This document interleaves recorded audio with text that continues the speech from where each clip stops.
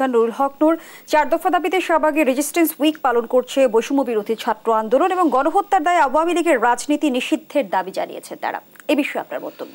এটা ছাত্রদের আমরা সমস্ত রাজনৈতিক দল আমরাও দাবি জানিয়েছি। বিশেষ করে বাংলাদেশে গত 15 বছরে আওয়ামী লীগের, এটা ঠিক যে আওয়ামী লীগের অতীত ভালো কিছু ইতিহাস আছে, কিন্তু গত 15 বছরে শেখ মুজিবের কন্যা এই রেটরিককে সামনে রেখে একেবারেই মানে সাবেক প্রধানমন্ত্রী শেখ হাসিনা যেভাবে নিজেকে সব কিছুর ঊর্ধ্বে, আইন আদালত জবাবদিহিতার ঊর্ধ্বে উঠে যেভাবে একটা দানবীয় সরকার তিনি গঠন করেছেন, যেই সরকারের তিনি প্রধান এবং তিনি যা বলতেন সেটাই আইন, তার মুখের কথাই আইন হতো, যার ফলে রাষ্ট্রের সমস্ত প্রতিষ্ঠানগুলো অকার্যকর হয়েছে।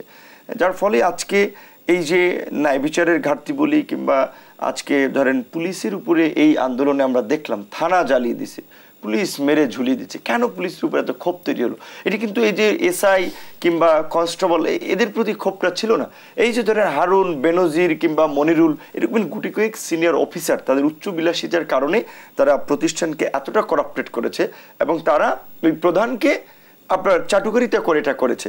তো সেই ক্ষেত্রে সর্বশেষ যে পরিণতিটা মানে পরিস্থিতিটা তৈরি হয়েছিল, সাবেক প্রধানমন্ত্রী শেখ হাসিনা ক্ষমতায় থাকতে আমি আপনার গত মাসে 18 তারিখ 18 জুলাই অ্যারেস্ট হয়েছিলাম।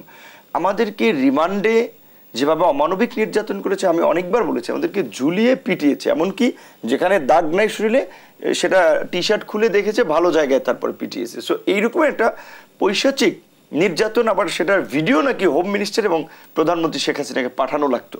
তো এই রকমের একটা ঘাতক মানসিকতার সরকার প্রধান ছিলেন শেখ হাসিনা, এবং এই যে প্রায় 1000 খানেক মানুষকে হত্যা করেছে, হেলিকপ্টার দিয়ে গুলি চালিয়েছে। আপনি পাকিস্তান আমলে এটা হয়েছে, 71-এ মুক্তিযুদ্ধ হয়েছে যে নিরীহ মানুষের উপরে কিংবা আন্দোলন করছে তাদের উপরে পাকিস্তানিরা হেলিকপ্টার দিয়ে গুলি চালিয়েছে।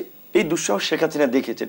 সবচেয়ে ভয়ঙ্কর হচ্ছে তিনি শেষ পর্যায়ে ইন্ডিয়ান আর্মির ইন্টারভেনশন চেয়েছেন। এটা আপনারা জানেন, ইন্টারন্যাশনাল পত্রিকাতে নিউজ হয়েছে। তো কাজে তিনি যদি এই ইন্ডিয়ান আর্মির ইন্টারভেনশন হতো, তাহলে বাংলাদেশের স্বাধীনতা সার্বভৌমত্বের কোনো দাম থাকতো। সো এই রকমের একটা দেশদ্রোহী ঘাতক প্রধানমন্ত্রী এবং এই দল, যারা এত কিছুর পরেও কখনো তাকে প্রশ্ন করতে পারে নাই। সাংবাদিকদের সংবাদ সম্মেলনে আমরা দেখতাম সেখানে গোপাল ভাঁড়ের আসর বসতো, চাটুকারিতার প্রতিযোগিতা চলতো। একটা কনস্ট্রাকটিভ কোশ্চেন কিংবা একটা কনস্ট্রাকটিভ কোনো সংবাদ সম্মেলন আমরা দেখি নেই। তো এই যে চাটুকার শ্রেণী এবং এই যে এই দানবীয় সরকার, এদের যদি বিচার না হয়, 2 দিন পরে তো আবার যারা আসবে তারা একই কাজ করবে। তো সেই জন্য আমরা তাদেরকে রাজনৈতিকভাবে আওয়ামী লীগকে রাজনীতি নিষিদ্ধের দাবি জানিয়েছি। এবং ছাত্রলীগ এবং যুবলীগ, ওবায়দুল কাদের পার্টির সেকেন্ড ম্যান নিজে বলেছে যে এই আন্দোলন দেখার জন্য ছাত্রলীগই যথেষ্ট। তাহলে ওবায়দুল কাদেরের আপনি বিচার করবেন না? এই গণহত্যার দায় ওবায়দুল কাদের নিবে না? শেখ হাসিনা নিবে না? তাদের যদি আপনি এইখানে বিচার না করেন, এই ছাত্রলীগ যুবলীগের এই সন্ত্রাসী কার্যক্রমের জন্য তাদেরকে যদি সন্ত্রাসী সংগঠন হিসেবে না ঘোষণা দেন, তাহলে তাদের প্যারালাল যে সমস্ত পার্টিগুলো আছে আগামীতে নির্বাচন দিলে অনেকে ক্ষমতা চলে আসবে, তারা কিন্তু যেই লঙ্কাতে নিষিদ্ধ করলেই কি তাদের কর্মকাণ্ড থেমে যাবে? রাইট, এখানে আমি আপনার সাথে একমত। ভাই যেটা বলেছে, অবশ্যই গণতন্ত্রে বহুমত বহুপথ থাকবে। হ্যাঁ, আওয়ামী লীগের যারা এখানে সাধারণ কর্মী, তারা রাজনীতি করবে, তারা অন্য দল করবে, প্রয়োজনে অন্য নামে রাজনীতি করবে, কিন্তু আওয়ামী লীগ যেই আপনার গণহত্যা চালিয়েছে এবং যেভাবে গণতান্ত্রিক প্রতিষ্ঠান রাষ্ট্রকে ব্যবস্থাকে ধ্বংস করে একটা ফ্যাসিবাদ কায়েম করেছে, এই ন্যূনতম যদি বিচার না হয় তাহলে তো আর কোনো দৃষ্টান্ত থাকলো না। আওয়ামী লীগকে যদি নিষিদ্ধ করা হয়, এটা একটা ডকুমেন্ট হয়ে থাকবে যে এরকম একটা দল ক্ষমতার দখলের জন্য মানুষের উপরে গুলি চালিয়ে, হেলিকপ্টার দিয়ে গুলি চালিয়ে, মানুষ হত্যা করে, গণহত্যা চালিয়ে ক্ষমতা থাকতে চেয়েছিল, তার বিচার বাংলাদেশে হয়েছে, যেটা অন্যদের ক্ষেত্রে দৃষ্টান্ত হবে। যেমনিভাবে এই সরকারই করেছিল। এইবার কেন আপনার আর্মি ক্ষমতা টেক ওভার করে নেই?